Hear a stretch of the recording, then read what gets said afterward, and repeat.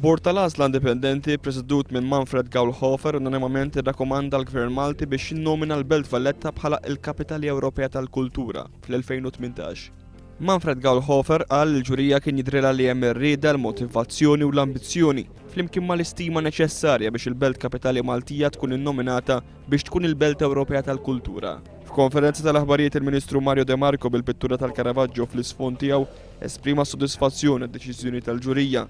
Qal li dan huwa mument ta' kburija għal Maltin u opportunità importanti għal komunità kulturali u artistika f'pajjiżna.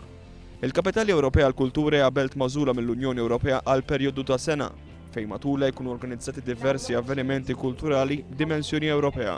It-titlu ta' Belt Ewropea jingħata mill-Kummissjoni Ewropea fejn ta' kull sena l-Kunsill tal-Ministri Ewropej b'mod formali jagħżel l-bliet.